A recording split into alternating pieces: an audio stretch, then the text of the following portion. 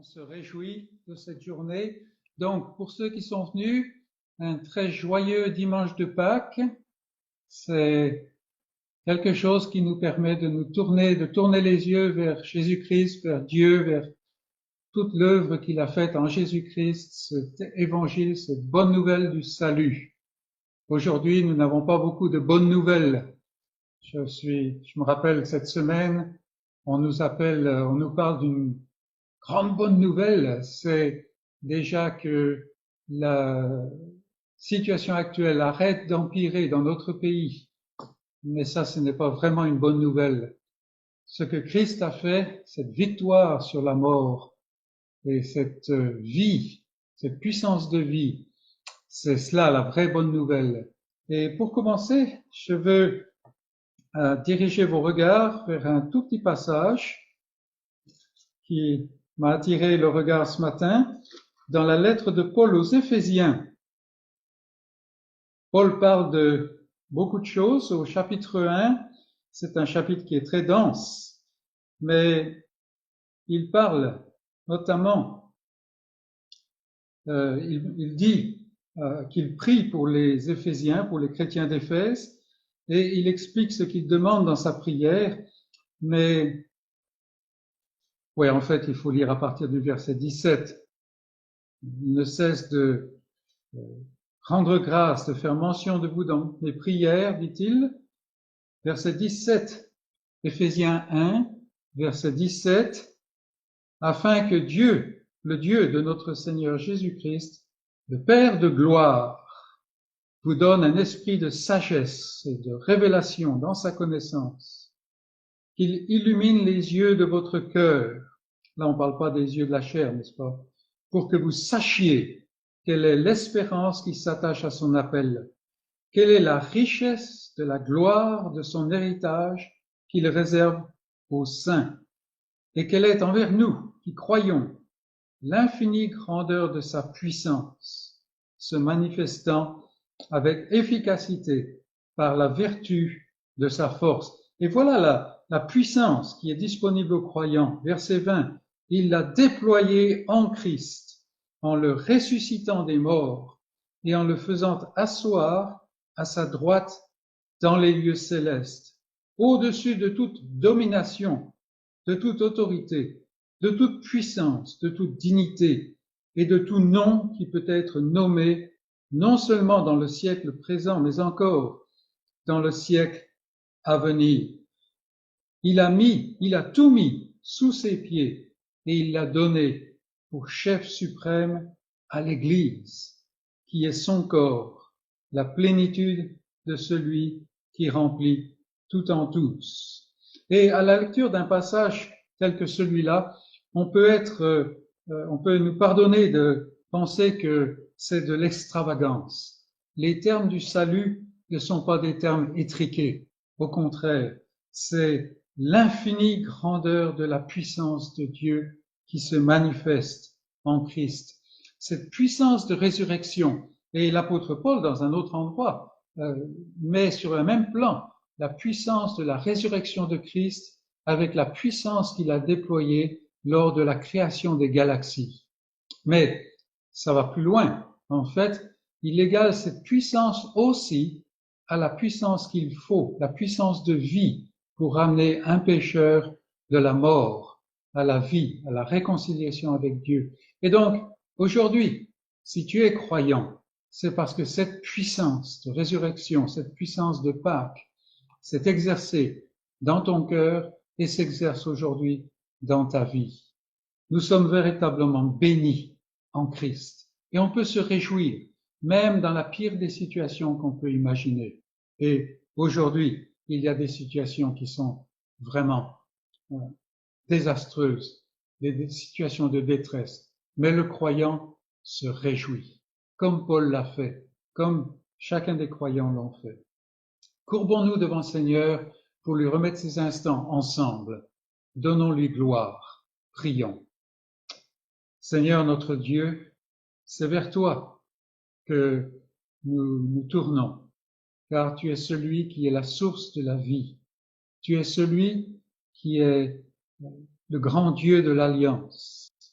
Et aujourd'hui, en ce matin où nous célébrons la Pâque, c'est-à-dire cette résurrection de ton Fils en nouveauté de vie, cette nouvelle humanité qui se lève, la tête puis le corps, nous pensons tout particulièrement à cette victoire sur la mort qu'il a accomplie.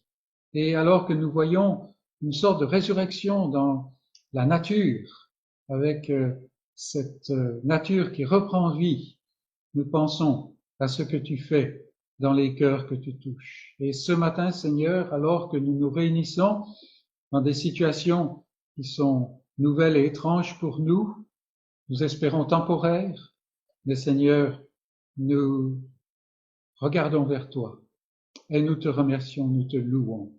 Ô Seigneur, la solution au problème de l'homme n'est pas dans l'homme.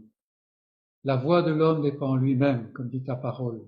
Et aujourd'hui, alors que tous portent les regards vers les experts pour nous sortir d'une situation difficile, pénible et dangereuse, Seigneur, ton peuple se tourne vers toi, car il est un mal qui est beaucoup plus universel, un mal qui est beaucoup plus profond, un mal qui est beaucoup plus terrible que celui que nous connaissons actuellement parmi nous. C'est ce mal du péché. Et Seigneur, nous levons les regards vers toi, car par nature, nous sommes tous en chemin vers la mort. Mais en ton Fils Jésus-Christ, par ta grâce, tu as ouvert une voie de la vie, une voie vers la vie. Et Seigneur, nous te prions que dans ces instants que nous passons ensemble à ouvrir ta parole, tu te saisisses de chaque parole et que de cette manière inimitable qu'a ton esprit, tu puisses appliquer cette parole à nos cœurs, nous donner de vivre dans la puissance de vie qui est en Jésus-Christ.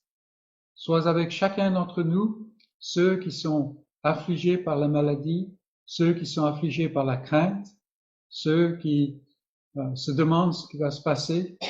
Et chacun d'entre nous, Seigneur, donne-nous de communier avec toi comme tu communies avec ton peuple, car nous te le demandons dans le nom de Jésus-Christ, ce nom puissant que tu nous as donné. Amen. Bien, d'autres amis sont joints à nous. Nous continuons et je vous propose d'ouvrir la parole de Dieu dans l'Évangile selon Jean, selon Luc, au chapitre 24. C'est le mercredi que nous regardons Jean, mais ce matin, nous allons aller au chapitre 24 de l'Évangile selon Luc, le matin de la résurrection. Et c'est un texte que nous couperons en deux, de façon à pouvoir bien le laisser nous pénétrer. C'est le matin de la résurrection. Et on va commencer à la toute fin du chapitre 23. C'est la fin de la crucifixion, Jésus est mort, tous les espoirs ont quitté le moindre des disciples. Encore faut-il que les disciples même aient eu un petit espoir. Et puis au verset 55, regardez, nous voyons les femmes qui étaient venues de la Galilée avec Jésus, accompagnèrent Joseph, c'est Joseph d'Arimathée, qui va placer le corps sans vie de Jésus-Christ dans le tombeau qu'il a préparé pour lui-même, le tombeau du riche. Elles étaient avec Jésus, elles accompagnèrent Joseph et virent le sépulcre et la manière dont le corps de Jésus y fut déposé. Et Luc précise bien cela, parce que ces femmes ne se sont pas trompées de tombeau le jour de la résurrection. Et s'étant retournées, ces femmes préparèrent les aromates et des parfums, puis elles se reposèrent le jour du sabbat selon la loi. Et puis nous commençons le chapitre 24. Le premier jour de la semaine, elles se rendirent au sépulcre de grand matin. Et un autre passage nous dit qu'il faisait encore sombre, portant les aromates qu'elles avaient préparés.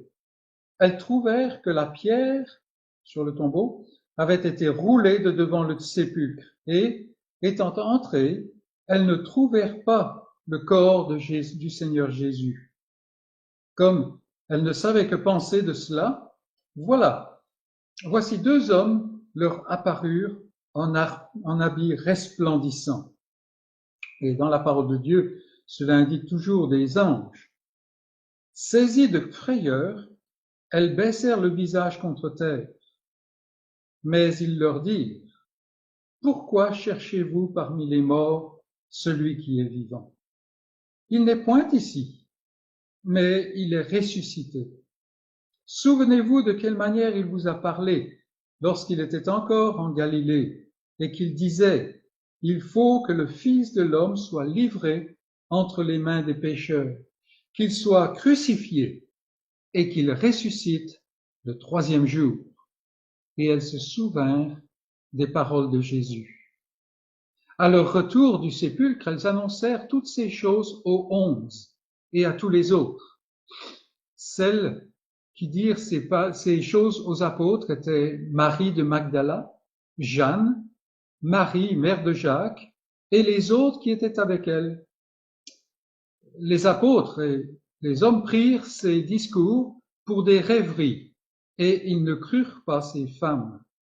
Mais Pierre se leva et courut au sépulcre, et on sait aussi que Jean l'a accompagné. S'étant baissé, une fois au sépulcre, il ne vit que les linges qui étaient à terre, puis il s'en alla chez lui dans l'étonnement de ce qui était arrivé. Et c'est là la parole de Dieu. Arrêtons-nous un instant pour réfléchir. Nous voyons que ce qui se passe ici, ça n'est pas simplement un mythe, un conte, comme beaucoup veulent nous le faire croire aujourd'hui. Non, c'est quelque chose d'historique. Par exemple, on se rappelle que Paul, quand il veut parler aux Corinthiens de ce que veut dire la scène et ce qu'est la scène, le repas du Seigneur, il dit, je vous ai donné ce que j'ai reçu moi-même du Seigneur, c'est la nuit où il fut livré. Vous voyez, c'est quelque chose d'historique. Et ici, nous avons ces femmes qui sont avec Joseph d'Arimathée, elles voient exactement où il place le corps et la pierre est roulée, il n'y a plus aucun espoir pour ces femmes, sauf qu'elles vont préparer ce qu'il faut pour la sépulture du Seigneur. Donc elles ne s'attendent pas à ce qu'il soit ressuscité. Il a annoncé à tout ce groupe, aux apôtres, aux 12, à ceux qui étaient autour, nombre de fois, il a annoncé qu'il va ressusciter. Il faut qu'il meure, mais il faut aussi qu'il ressuscite. Ça, c'est l'évangile, mes amis. Mais nous le savons, nous l'avons vu, ils n'ont rien compris. Ils n'ont rien compris. Descendant de la montagne de la transfiguration, il leur dit, ne partagez pas ces choses jusqu'à ce que le Fils de l'homme soit ressuscité. Et de quoi il parle? De quoi il parle? Donc, vous voyez, ça n'est pas un complot, ça n'est pas quelque chose que les disciples ont arrangé. Non, quand les femmes arrivent au tombeau, le jour de la résurrection, elles-mêmes se demandent, mais qui est-ce qui va rouler la pierre pour nous? On ne peut pas entrer, vous voyez. Et pourtant, le Seigneur est ressuscité. Le Seigneur n'a pas besoin de l'homme pour ressusciter. Le Seigneur n'a pas besoin de l'homme pour donner la vie. C'est la merveille que nous pouvons voir ici. Et puis, non seulement ça, mais ce qui est intéressant, c'est que les anges annoncent la vérité aux femmes. Il n'est pas ici. Il n'est plus de ce monde en quelque sorte, mais il agit maintenant pour son peuple. Et c'est quand il annonce véritablement le fait qu'il a annoncé lui qu'il doit être crucifié, mis à mort, puis ressuscité, c'est à ce moment-là, regardez au verset 8, et elles se souvinrent des paroles de Jésus. Ces paroles qui n'avaient eu aucun sens, maintenant prennent un sens. C'est la révélation. Ce n'est pas quelque chose qu'on découvre, qu'on invente. Non, ça n'est pas la foi biblique. La foi biblique, c'est une révélation, mes amis.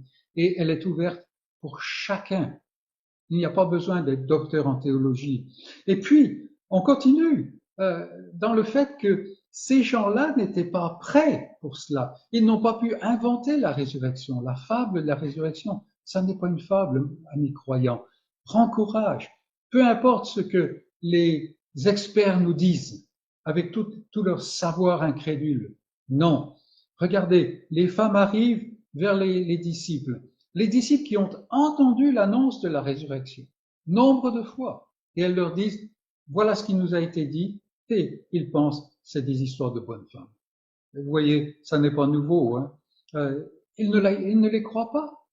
Et même Pierre, quand il va au tombeau, il nous est dit dans un autre évangile que Jean, quand il a vu, il a cru. Mais Pierre, pauvre Pierre, Pierre, celui qui a renié, eh bien regardez, il est là, et il rentre chez lui, dans l'étonnement. Il est sidéré, il n'arrive pas à faire 2 et 2, il n'arrive pas à trouver 4. Il est complètement dans le découragement. Et pourtant, nous savons que Jésus a intercédé déjà pour Pierre. Et Pierre sera relevé par le Seigneur. Donc, vous voyez, on n'est pas là en face de quelque chose que les disciples ont concocté, ont créé. Ça n'est pas une fable, ça n'est pas un mensonge. On ne meurt pas pour un mensonge. On ne croit pas dans un mensonge. Non, vous voyez, c'est ce que Dieu a fait. Et il l'a fait seul, comme nous annonce le chapitre 63 d'Ésaïe. Il n'a pas besoin, et il ne faut surtout pas qu'il soit accompagné d'un homme pécheur dans cette œuvre. Non, non, il n'a pas besoin que nous l'acceptions. Il n'a pas besoin que nous lui donnions notre vie. Non, il fait l'œuvre du salut. Et maintenant, il appelle ses élus. Mais continuons la lecture, parce que c'est vraiment merveilleux de pouvoir nous remémorer ce qui s'est passé à cette époque-là, en ce jour-là, ce jour de victoire.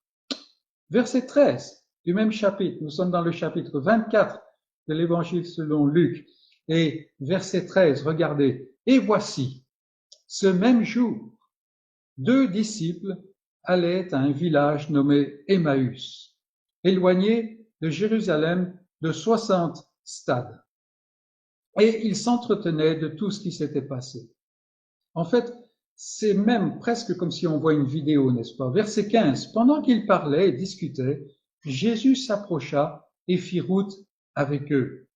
Mais leurs yeux étaient empêchés de le reconnaître. Il leur dit, « De quoi vous entretenez-vous en marchant ?» Et ils s'arrêtèrent, l'air attristé. L'un d'eux, nommé Cléopas, lui répondit, « Es-tu le seul qui, séjournant à Jérusalem, ne sache pas ce qui est arrivé ces jours-ci ?» « Quoi, leur dit-il. Et ils lui répondirent, « Ce qui est arrivé au sujet de Jésus de Nazareth, qui était un prophète puissant en œuvre et en parole devant Dieu et devant tout le peuple. Et comment les principaux sacrificateurs et nos magistrats l'ont livré pour le faire condamner à mort et l'ont crucifié. Nous espérions que ce serait lui qui délivrait Israël.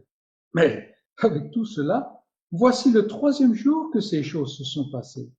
Il est vrai que quelques femmes d'entre nous nous ont fort étonnés, s'étant rendues de grand matin au sépulcre et n'ayant pas trouvé son corps, elles sont venues dire que des anges leur sont apparus et ont annoncé qu'il est vivant. Quelques-uns de ceux qui étaient avec nous sont allés au sépulcre et ils ont trouvé les choses comme les femmes l'avaient dit. Mais lui, ils ne l'ont point vu. Alors Jésus leur dit, « Ô hommes sans intelligence, et dont le cœur est lent à croire tout ce qu'ont dit les prophètes, ne fallait-il pas que le Christ souffre ces choses et qu'il entre dans sa gloire ?» Et, commençant par Moïse et par tous les prophètes, il leur expliqua dans toutes les Écritures ce qui le concernait. Lorsqu'ils furent près du village où ils allaient, il parut vouloir aller plus loin, mais ils le pressèrent en disant, « Reste avec nous, car le soir approche, le jour est sur son déclin. » Et il entra pour rester avec eux. Pendant qu'il était à table avec eux, il prit le pain, et après avoir rendu grâce, il le rompit et leur donna. Alors, leurs yeux s'ouvrirent, et ils le reconnurent, mais il disparut de devant eux.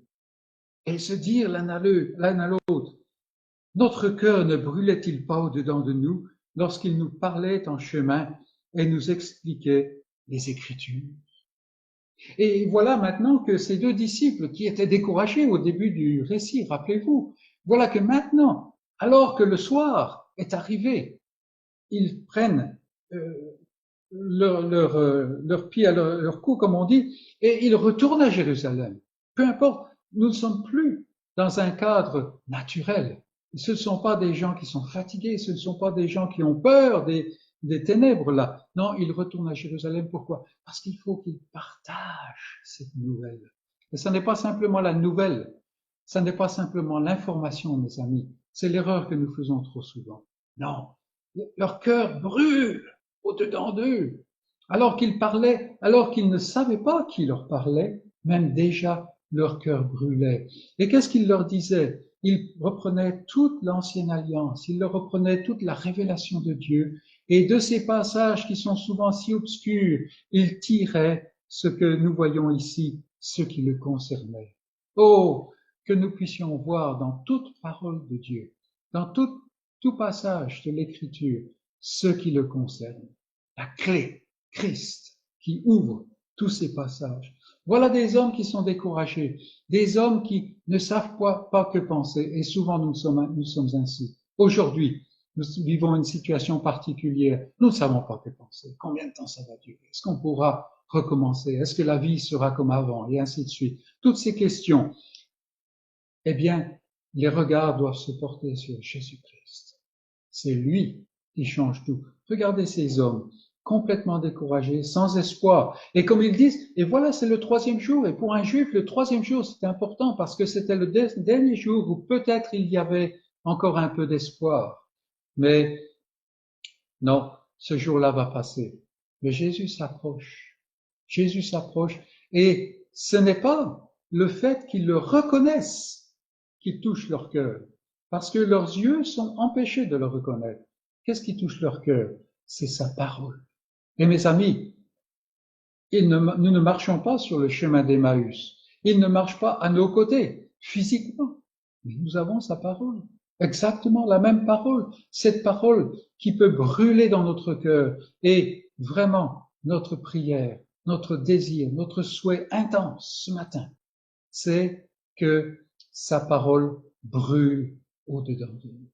C'est ainsi qu'on aura toute l'énergie qui nous permettra de vivre en nouveauté de vie, qui nous permettra de vivre de cette vie que Jésus a, cette vie de résurrection, et qui nous permettra de faire des exploits, de partager cette bonne nouvelle, d'apporter notre témoignage au fait que Jésus est ressuscité, qu'il vit à tout jamais, et que c'est par la puissance de Dieu, cette puissance qui a créé l'univers, cette puissance qui a ressuscité Jésus-Christ, cette puissance qui donne la vie au pécheur qui est mort. Et ça n'est pas simplement un point dans son expérience, ça n'est pas une conversion, non, c'est une vie, mes amis, la puissance de la résurrection. C'est ce que nous voulons annoncer, c'est ce que nous voulons vivre. Que le Seigneur nous donne, nous bénisse, nous donne cette grande bénédiction de pouvoir vivre la vie de résurrection. C'est à sa gloire et c'est pour que nous le voyons manifesté en Jésus-Christ que nous prions cela. Eh bien maintenant, mes amis, nous allons nous tourner vers notre passage. Ceux d'entre vous qui se sont connectés les semaines précédentes, vous savez que nous allons dans un passage un peu obscur. Il est moins obscur aujourd'hui, j'espère, mais comme nous venons de voir, le Seigneur peut l'éclairer. Ceux qui n'ont pas pu se connecter, vous pourrez trouver ces vidéos qui ont été enregistrées sur plusieurs sites. Il y a une page qui s'appelle l'Évangile pour tous, que vous pouvez trouver sur Facebook.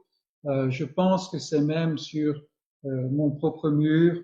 Enfin, il y a de tas de manières de trouver ces pages. Nous avons regardé à 2 reprises un passage dans l'avant-dernière prophétie qui est dans l'Ancien Testament.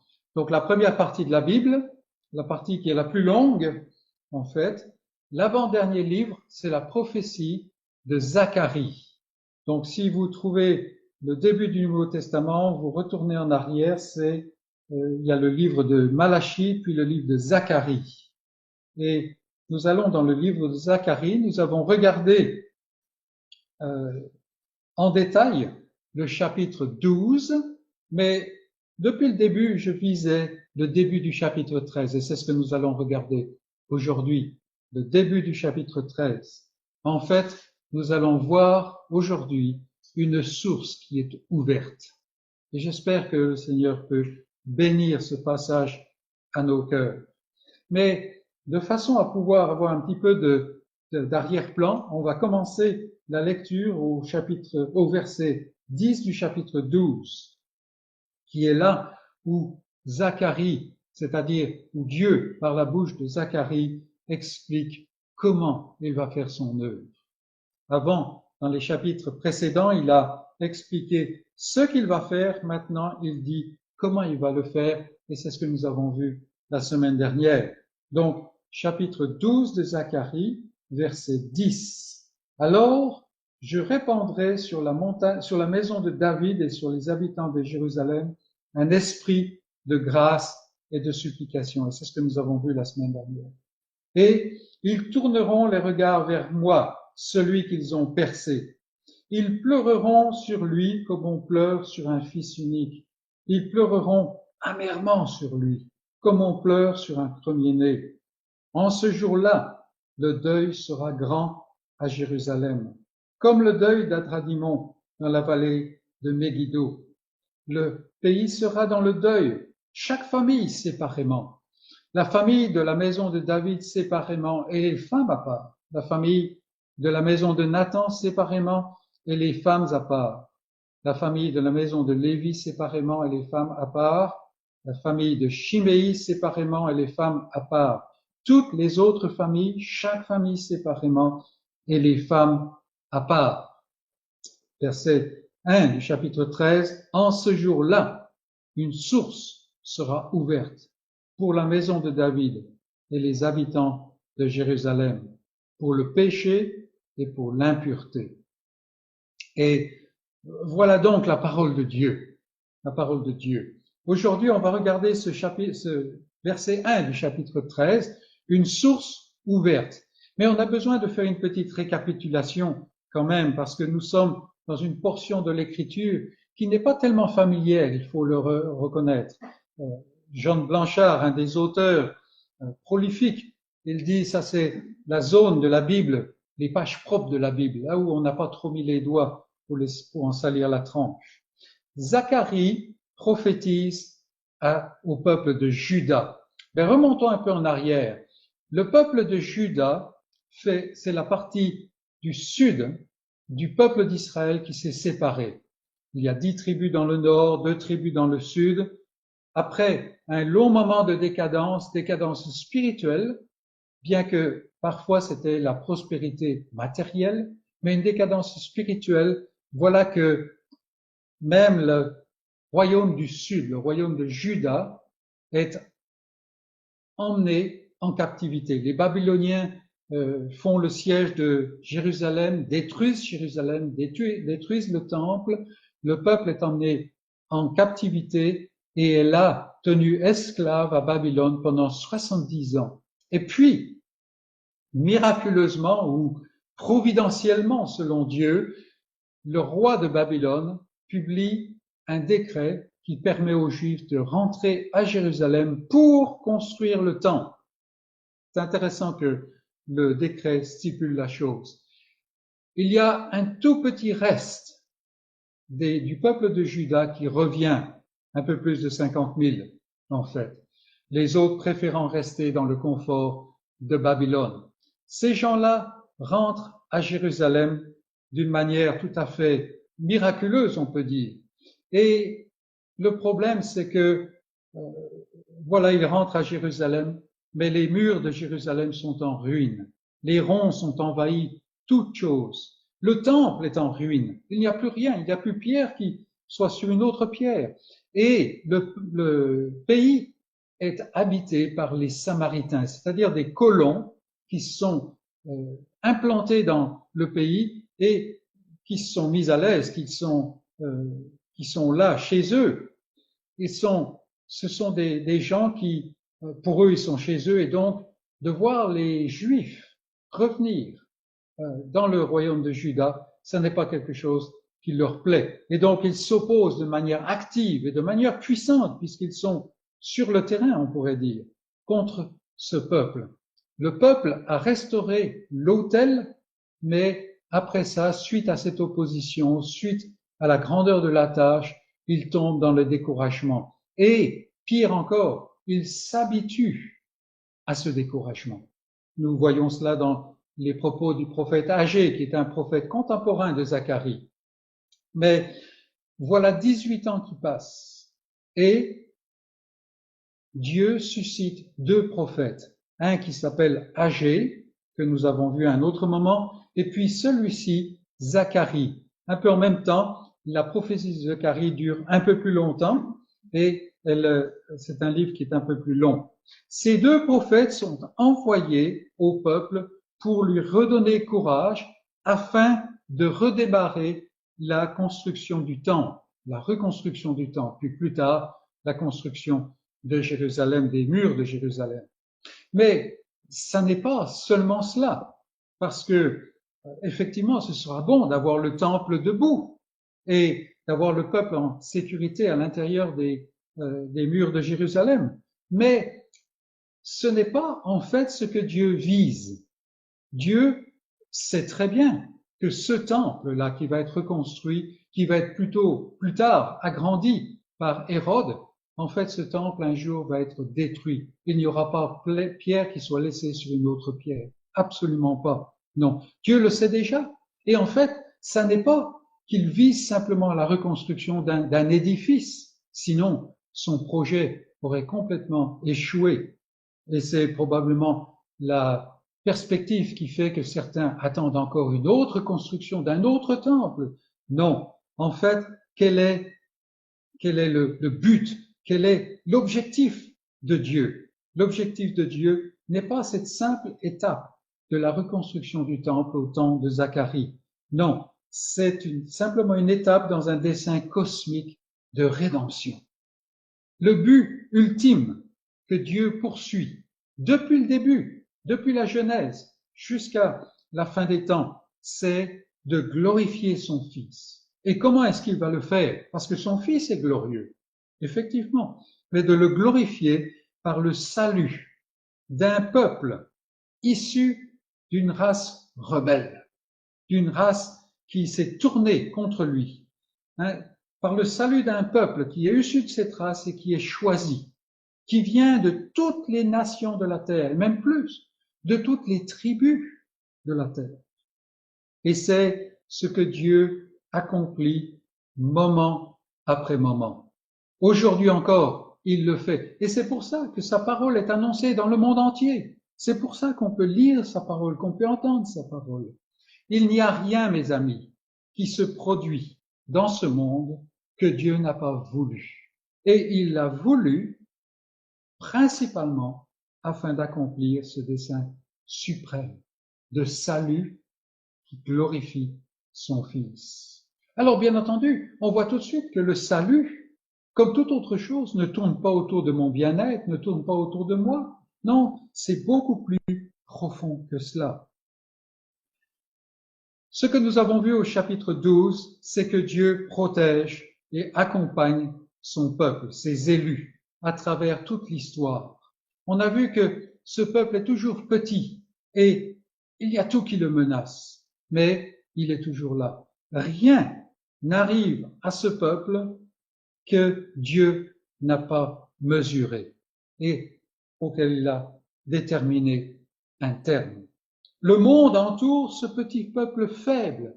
Le monde est rempli de rage contre Dieu et donc contre son peuple. Et cette rage est alimentée encore plus par celui qu'ils servent, Satan, qui est vraiment, qui a une haine farouche de Dieu.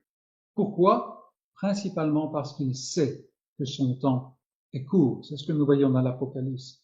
Mais bien que nous voyons un monde puissant qui entoure un peuple de Dieu petit et faible, ce n'est pas ce n'est pas le peuple de Dieu, ce n'est pas l'Église, mes amis, qui va disparaître. Non, c'est le monde qui va être brisé. Regardez au verset 9 que nous avons vu la fois dernière.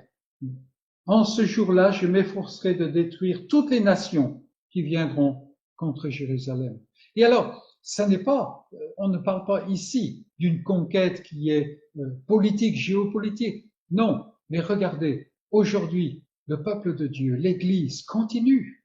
Le monde ne cesse de s'attaquer à elle, mais elle est toujours là. Et petit à petit, nous voyons une âme ici, une âme là, des fois en plus grand nombre, qui se tourne et qui est transformée, qui quitte ce monde en quelque sorte.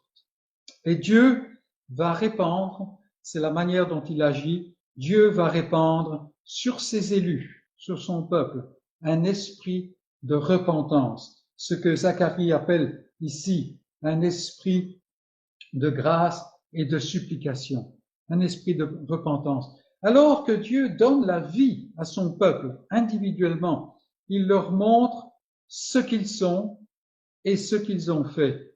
Et le peuple s'afflige d'un deuil authentique, un vrai deuil, pas un deuil de forme, un deuil profond.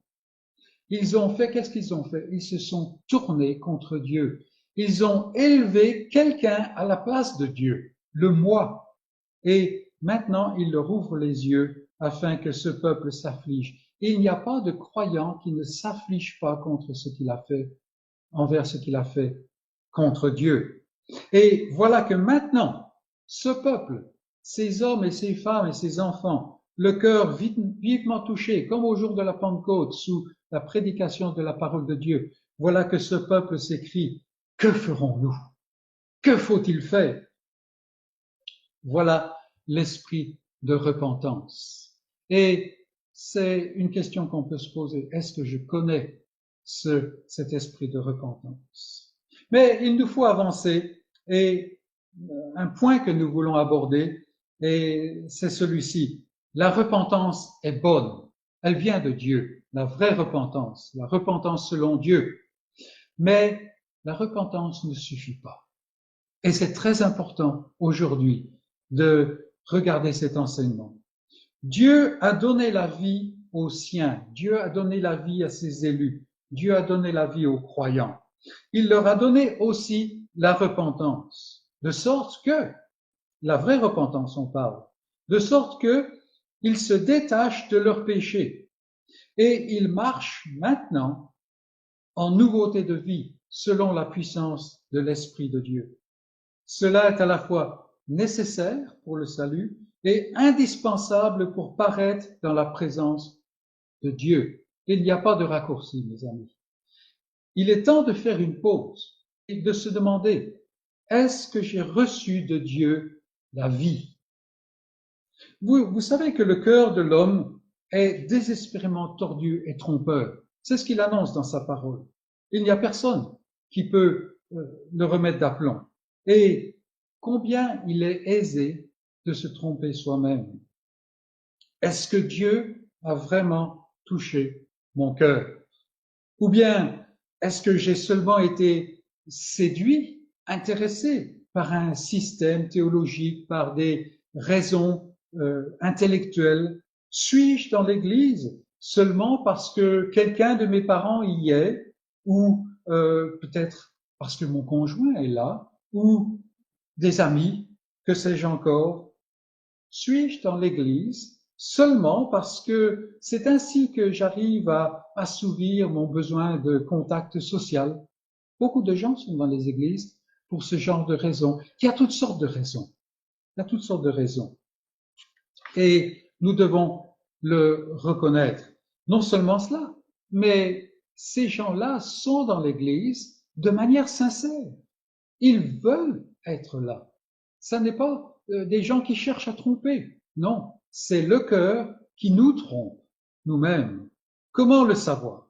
Comment savoir si je suis vraiment là parce que Dieu m'a donné la vie, une vie de repentance et de foi? Eh bien, est-ce qu'un esprit de repentance m'anime? Est-ce que je vois le péché comme péché? Ou est-ce que je lui donne des jolis noms pour le rendre plus acceptable?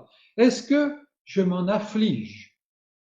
Pas simplement parce qu'il me gâche la vie, mais surtout parce que c'est une tâche qui est infligée à l'honneur de Dieu.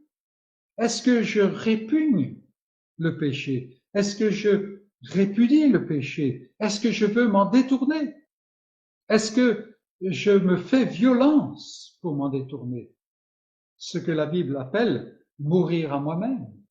Voilà les questions qui se posent d'emblée. Voyez-vous, c'est ce qui se passe chez chacun des élus de Dieu une fois que la vie de Dieu coule en lui ou en elle. On n'est pas chrétien sans cela. On peut se dire chrétien, mais l'être, c'est autre chose. Pour sûr, cela, c'est l'œuvre de Dieu et c'est l'œuvre de Dieu seul. Cela n'a rien à voir avec une sorte de moralité, de rectitude que je me fabriquais. Non, Dieu donne la vie. Et il est le seul à pouvoir donner la vie parce que c'est lui qui est la source de la vie. Dieu, nous dit l'apôtre, donne le vouloir et le faire. Et donc, maintenant, ayant reçu la vie de Dieu, je veux et je fais.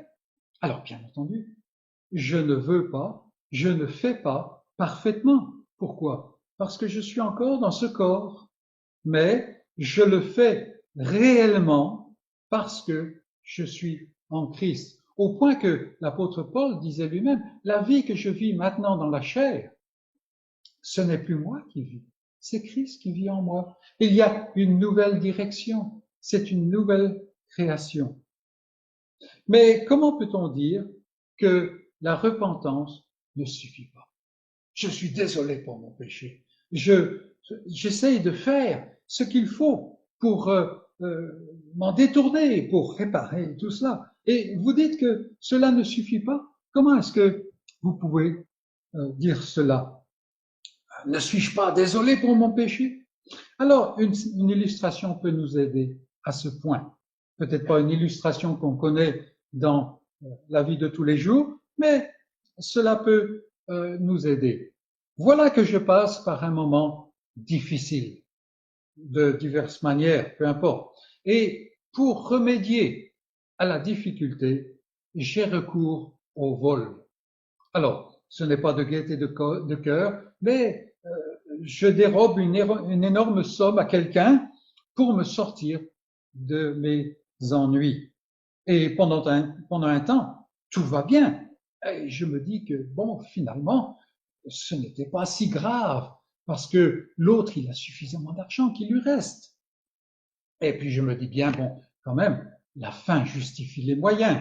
Je sais que c'est mal agir, mais il fallait que je me tire d'affaire, n'est-ce pas? La fin justifie les moyens. Mais voilà que dans la providence, je suis pris et démasqué. Et voilà que je fais face à celui que j'ai dépouillé. Et je comprends enfin le tort que je lui ai causé. Alors, face à cela, la tristesse m'envahit. Elle envahit mon cœur. Et elle envahit mon cœur vraiment sincèrement. Oui, je me repens, je suis désolé de ce que j'ai fait. Et je demande à cet homme, je lui demande pardon. C'est bien, n'est-ce pas? Oui, oui, on peut dire que c'est bien, effectivement, mais cela ne suffit pas.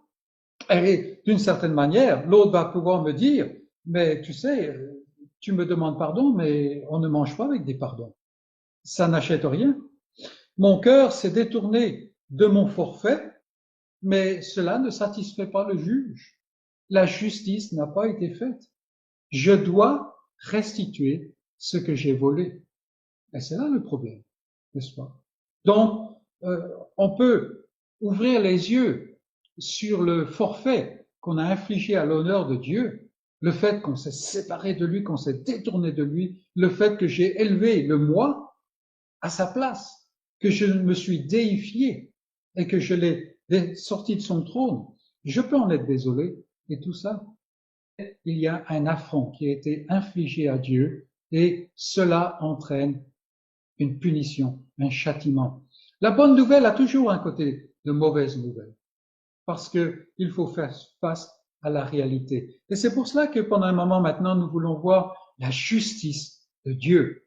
Car si Dieu est bon, si Dieu est miséricordieux, il est aussi sûr qu'il est juste, d'une justice parfaite. Et moi qui suis pécheur par nature, qui ne fais pas toujours le bien, moi qui me reconnais pécheur peut-être maintenant, moi qui veux désormais me détourner du péché si Dieu m'a ouvert les yeux, je dois cependant toujours satisfaire la justice de Dieu. Il est pur, Dieu est parfait, Dieu est juste, absolument sans mensonge. Et la dette encourue par mon forfait, par mon péché, doit être acquittée. Et cette dette, c'est clair, c'est Dieu qui a déterminé ce qu'elle est, c'est la mort. Il faut payer par la mort. J'ai volé telle somme, je dois rembourser telle somme. Et Dieu a dit, c'est par la mort. La manière de payer, c'est de mourir. Et c'est terrible, n'est-ce pas? Parce que nous ne pouvons pas mourir et payer la dette. C'est impossible. Mon ami, est-ce que tu te contentes d'être désolé pour ton péché? Es-tu seulement triste à cause de ta rébellion? Alors, c'est une étape, oui, oui, elle est nécessaire, indispensable. Mais que fais-tu de la justice parfaite de Dieu? Le temps qui passe n'efface pas la dette. C'est ce que les enfants souvent croient. Vous savez, l'enfant fait une bêtise et puis il se cache pendant un temps parce qu'il sait que papa est bien fâché. Et puis les heures passent et au bout d'un moment, il pense, bon, maintenant le temps est suffisamment passé, sa colère sera retombée. Mais non, en fait, le temps qui passe n'efface pas la dette. Les bons sentiments, les bonnes dispositions n'équilibrent pas la dette. Non, non, elle est toujours là. Dieu clame, d'une certaine manière, pour reprendre les termes de notre illustration, Dieu clame, où est mon argent? Il ne l'a pas reçu. Et c'est pour ça qu'il est important que chacun de nous s'examine. Beaucoup de gens se trompent en pensant que la tristesse de leur repentance est tout ce qu'il faut. C'est ça qui va expier, qui va ôter le péché, qui va couvrir le péché. Mais ce n'est pas le cas. La dette doit être payée. Et c'est pour cela que le salut de Dieu n'est pas dans les mains de l'homme. N'est pas dans les mains de l'homme. Pourquoi? Parce que l'homme est incapable et c'est la chose suivante qu'on veut regarder. Si cela semble une mauvaise nouvelle, non, c'est plutôt un diagnostic de l'état de fait. Aujourd'hui, on peut donner un mauvais médicament parce qu'on a fait un mauvais diagnostic. Et certainement, pour le salut, ce n'est pas ce qu'on veut faire. Maintenant, regardons. L'homme est incapable. L'incapacité de l'homme. Parce que c'est bien là mon problème. C'est bien là ton problème. De par nous-mêmes, nous ne pouvons pas payer la dette que nous devons à Dieu. Oh, nous pouvons faire beaucoup de choses qui pourraient satisfaire même un homme. Mais nous ne nous sommes pas élevés contre un homme, mais contre Dieu. Que faudrait-il faire? Eh bien, Dieu a donné sa norme, et elle est très claire. Aime le Seigneur de tout ton être et ton prochain comme toi-même. L'as-tu fait? D'emblée, nous voyons qu'il n'y a aucun espoir d'atteindre cette norme. Même si depuis que le Seigneur t'a donné la repentance, tu as fait tous tes efforts, tu sais que tu n'as pas atteint la perfection. Tu sais que tu as trébuché une, deux fois, de temps à autre. Et là, on ne parle même pas de ce qui s'est passé avant. Alors que tout au long, c'était la norme. Non, mon ami, par moi-même, je ne suis pas capable. Pourquoi? Parce que mon être est tordu dans le péché. Le péché s'attache encore à moi. Et on ne le sait que trop. Chaque journée nous prouve cela. Le péché s'attache encore à moi et il me souille entièrement. Il n'y a pas besoin d'une grosse goutte de poison pour salir tout un verre. même tout un bidon d'eau. Non, le bidon est souillé dès qu'on a mis une petite tache dedans. Si je laisse aller mon cœur, alors je m'aperçois qu'il est encore amoureux du péché par nature. Et on pense tout de suite à ce que disait l'apôtre Paul dans sa lettre aux Romains, chapitre 7. Il parle, lui, grand apôtre, un homme qui est consacré à Dieu. Il dit, ben, il y a des choses que je veux faire, mais je n'ai pas la puissance. Il y a des choses que je ne peux pas faire. Et regardez, avant que je réalise, je les ai faites. Et il en est là à finir avec cette exclamation. Misérable que je suis, qui me délivrera de ce corps de mort? Vous voyez, ce corps qui est attaché à la mort. Que faire? Que faire? Que faire? Eh bien, la réponse est surprenante, en fait. Il n'y a rien à faire. Il n'y a rien à faire. Et c'est là que notre passage entre en jeu vraiment, parce que nous voyons que Dieu a ouvert une source. Une source.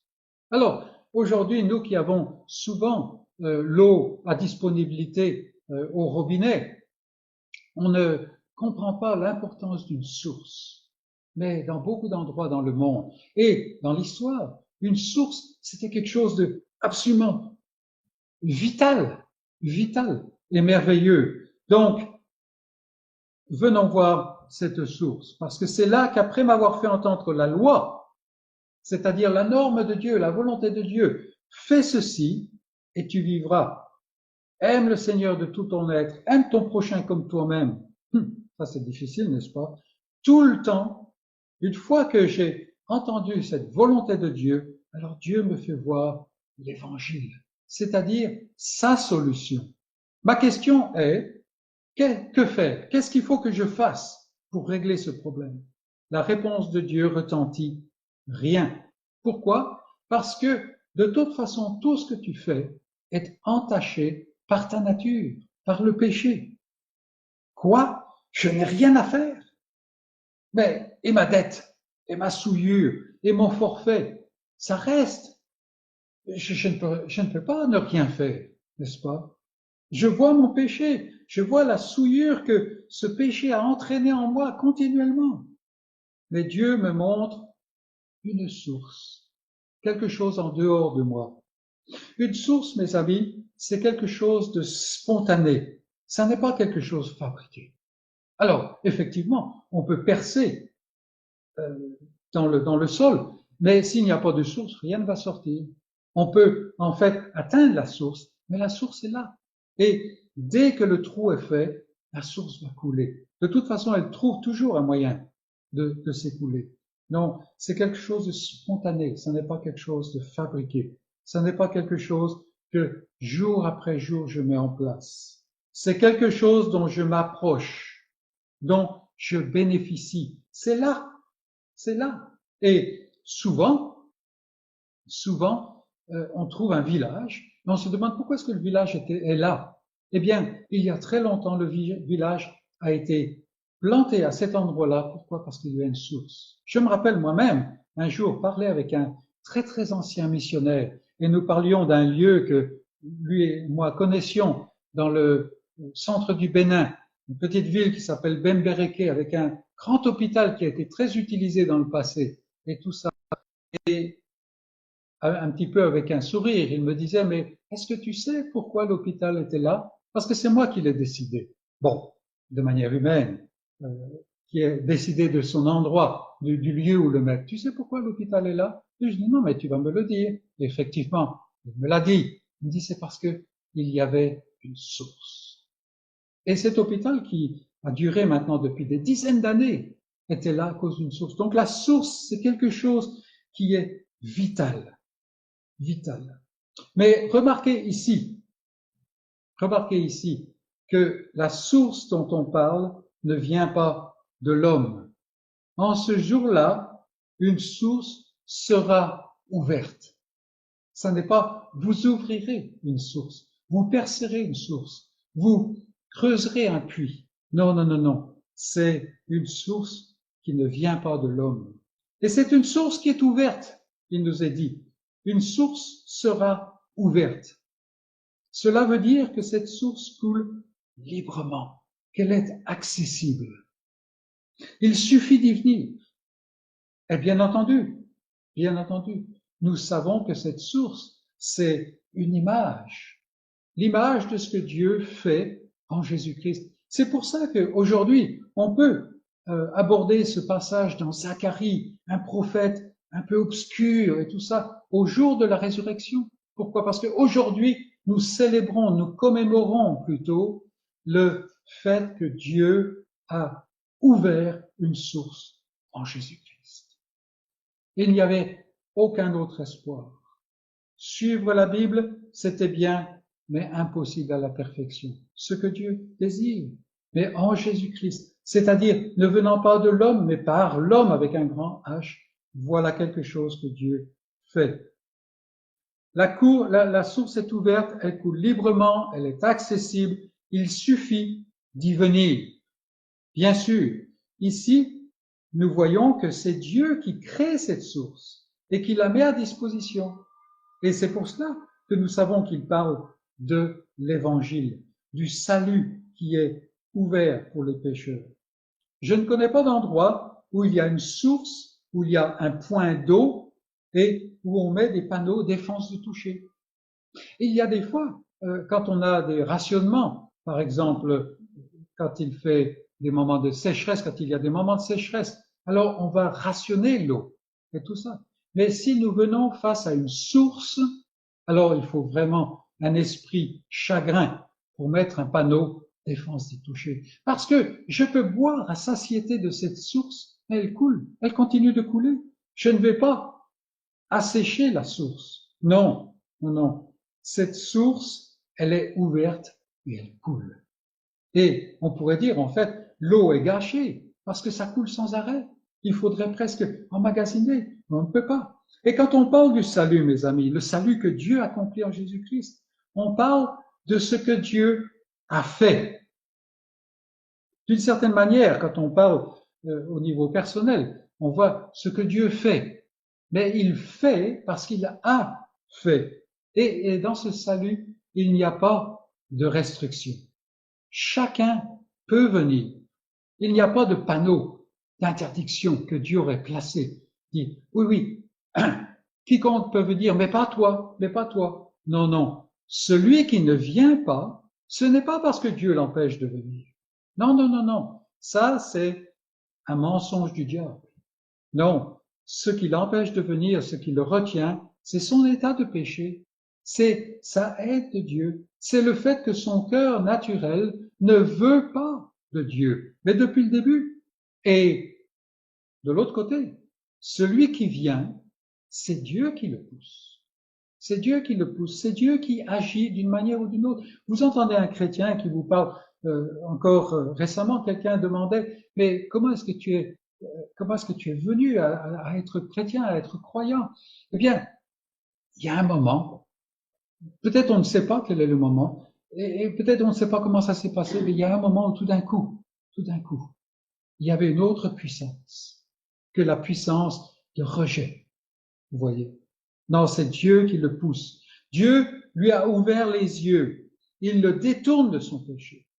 Il a réglé lui-même la dette, si bien que sa grâce, maintenant, elle coule. Elle coule. Et ça, c'est ce que Dieu a fait. Nous avons, pendant toute la semaine qui vient de passer, nous avons pensé à cette passion du Seigneur, à cette œuvre sur la croix, ce fait que l'agneau a été immolé et tout cela. Mais c'est exactement ce que Dieu a fait. Et il a fait cela. C'est fini. C'est accompli. Quand on entend dire, mon ami, quand tu entends dire que l'agneau innocent a été injustement cloué à la croix, mis à mort, est-ce que tu vois que c'est pour ton injustice? Que c'est ce péché qu'il a payé? Ça n'était pas pour ses péchés. Parce que même ses ennemis,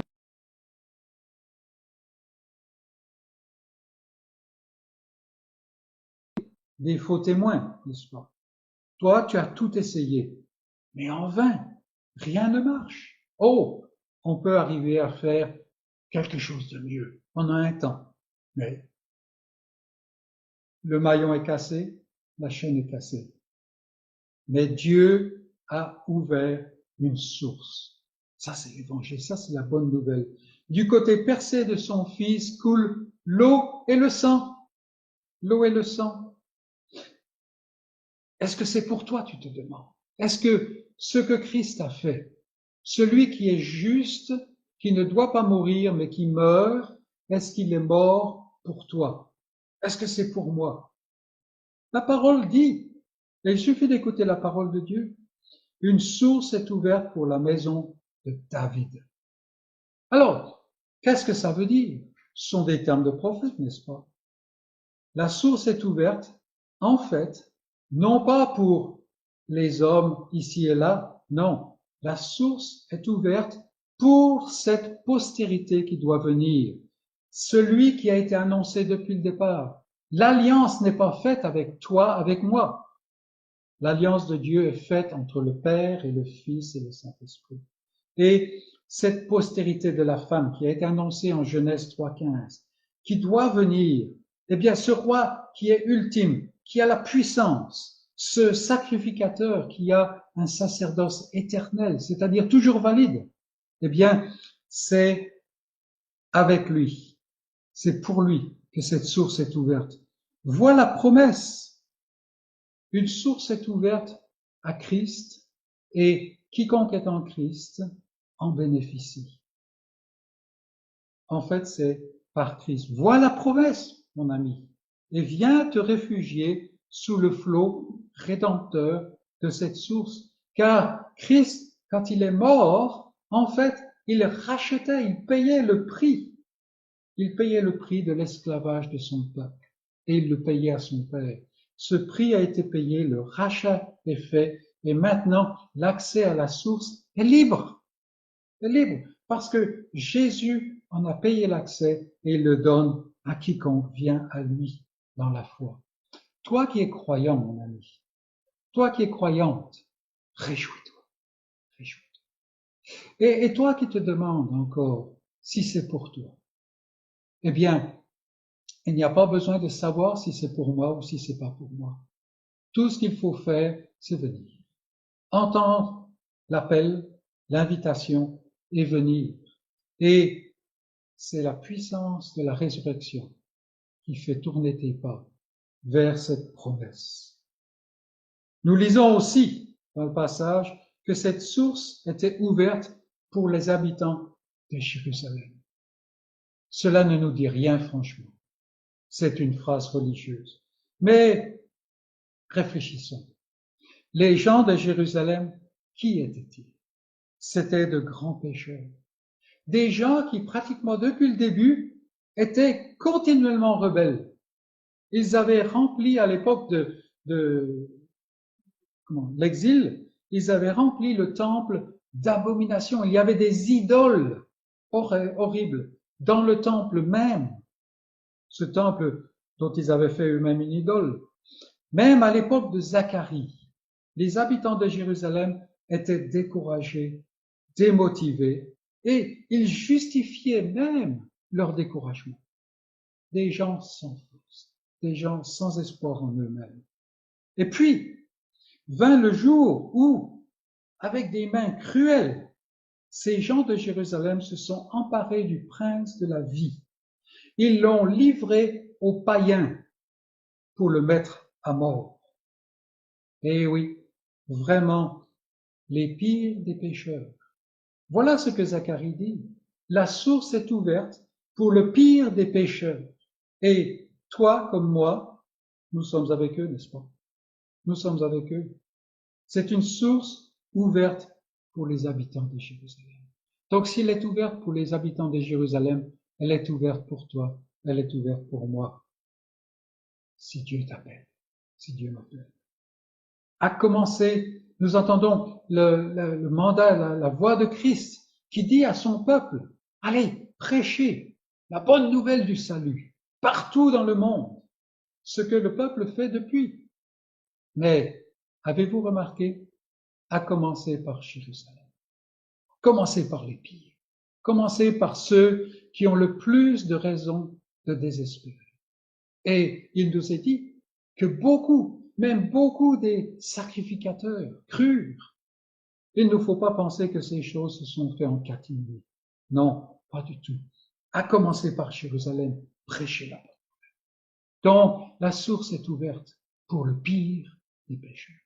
Et c'est ce que Saul de Tarse avait compris, c'est ce que l'apôtre Paul, c'est ce qui émerveillait l'apôtre Paul, continuellement. Lui, le pire des pécheurs, le moindre des saints.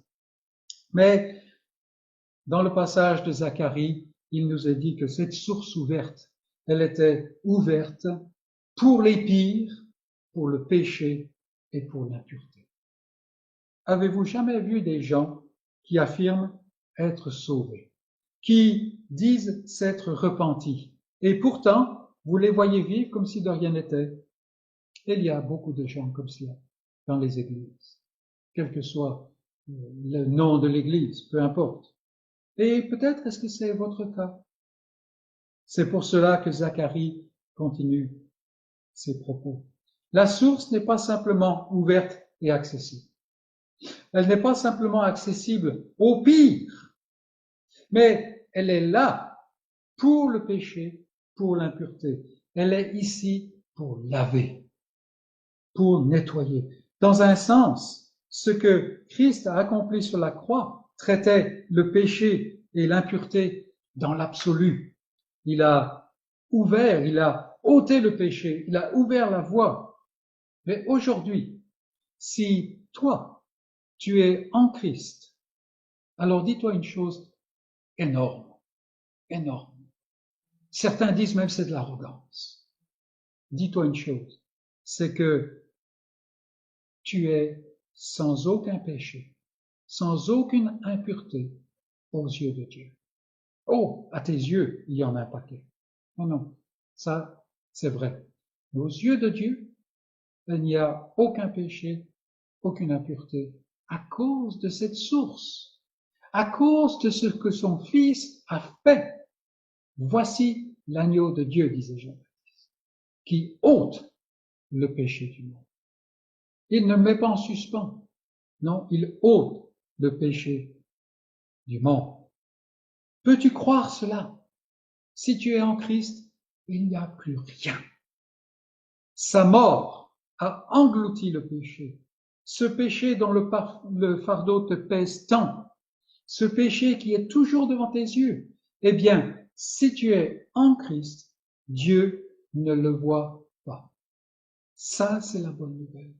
En Christ, ce péché a disparu pour tous ceux que le Père a donnés au Fils.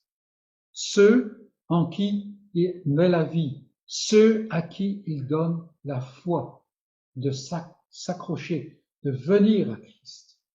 Si seulement, mon ami, nous pouvions croire cela, alors la vie des croyants, les églises seraient transformées. Nous ne serions plus comme ces pauvres juifs de l'époque de Zacharie, découragés, démotivés, mondains. Non, les regards seraient plutôt sur cette source que sur notre souillure. Si seulement nous pouvions croire cela, nous vivrions différemment. Et c'est notre prière, c'est le désir du cœur du croyant. Car la vie de Christ, cette source ouverte à Golgotha et communiquée chaque jour par son esprit à tout son peuple, c'est un courant profond chez le croyant. Et elle ne cesse de couvrir, elle ne cesse d'ôter, elle ne cesse de purifier le péché de son cœur, le péché de sa vie. C'est ce que nous voyons dans le reste du chapitre. À loisir, lisez le reste du chapitre 13 de Zacharie et vous verrez cela. Le nom des idoles est exterminé, plus d'esprit d'impureté. Voilà le cœur du peuple nouveau.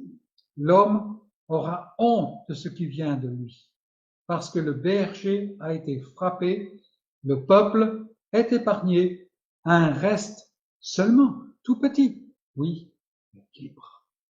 Et aujourd'hui, il est de bon ton de voir que nous sommes les croyants, l'Église, c'est un tout petit peuple, c'est quelque chose qui est un peu en marge. Non, ce qui compte, c'est le monde avec ses capacités et ainsi de suite. C'est exactement le contraire. Pour Dieu, ce qui compte, c'est ce peuple. Et ce peuple sera épargné. Ce peuple parviendra à la victoire finale. Ce peuple sera autour de la table, au banquet des noces de l'agneau. Pourquoi? Parce que Dieu, en Christ, a ouvert une source. Et cette source purifie. Il n'y a plus de péché. Il n'y a plus d'impureté. Mon ami, es-tu venu à la source qui est ouverte? As-tu même entendu qu'il y a une source? Alors écoute, l'Esprit de Dieu a-t-il ouvert tes yeux pour voir le salut de Dieu? Ou est-ce que Jésus est simplement mort pour donner un bon exemple, pour qu'il élève notre âme de façon à ce que nous fassions tous nos efforts? A-t-il ouvert ton regard, Dieu a-t-il ouvert ton regard pour voir ce que tu as fait, que tu t'es élevé contre Dieu, la source de la vie? Tu as mis à mort le Fils même de Dieu. N'est-ce pas là une raison suffisante pour désespérer, pour trembler? Oui. Alors, viens à celui qui poursuit un dessein de grâce. Tu ne le mérites pas. C'est pour cela qu'il faut venir. C'est la grâce. C'est donné sans tenir compte du moindre mérite. Vois, la source pure est ouverte. Le Seigneur, le Sauveur, a ôté le péché du monde. Viens laver ton péché. Viens dissoudre ton impureté. Et marche en nouveauté de vie. Pas tant dans la moralité que dans la volonté de celui qui règne.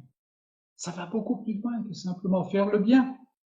Et quand la chair, quand le monde, quand le malin, tous ces ennemis de l'homme te font trébucher, alors viens à la source qui est ouverte pour le péché, pour l'impureté. Vous avez remarqué que là, c'est le futur qui est utilisé dans notre texte. Mais en fait, cette source est ouverte. Elle n'a pas été ouverte, maintenant fermée. Non, non, pas du tout. Et il y a une chose qui est remarquable. Celui qui est venu à une source pour se désaltérer et il boit à satiété. Eh bien, vous savez une chose, c'est que très rapidement, il va revenir à cette source. Et chaque fois qu'il a soif, il revient. Il n'a pas d'autres endroits. Non, chaque fois que le péché et l'impureté revient, il faut aller à la source. C'est la source qui est ouverte pour traiter ce péché, cette impureté.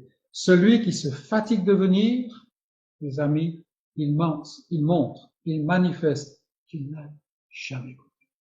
Viens, mon ami, viens, viens encore, jusqu'au jour où tu seras reçu dans les parvis éternels. Et là, ce n'est même plus la source qui t'alimentera, c'est ce vin nouveau, c'est cette présence, c'est cette joie, cette félicité éternelle qui sera ton partage. Que le Seigneur donne à chacun de nous d'entendre sa voix et de comprendre que ce qu'il a est quelque chose qui est prodigue, que c'est ouvert non pas à quelques privilégiés, ça c'est la voie du monde, non, non, il y en a assez pour tout le monde, et il y en a même encore plus, vous voyez, non, entends sa voix et viens tout simplement, que Dieu se glorifie dans chacun de nos cœurs et qu'il bénisse son peuple et que son peuple puisse se réjouir même dans les situations les plus diverses, les plus difficiles, les situations qui font peur, ces moments où nous avons peur du lendemain, où le cœur a du mal à dormir. Prions et réjouissons-nous avec ce beau cantique.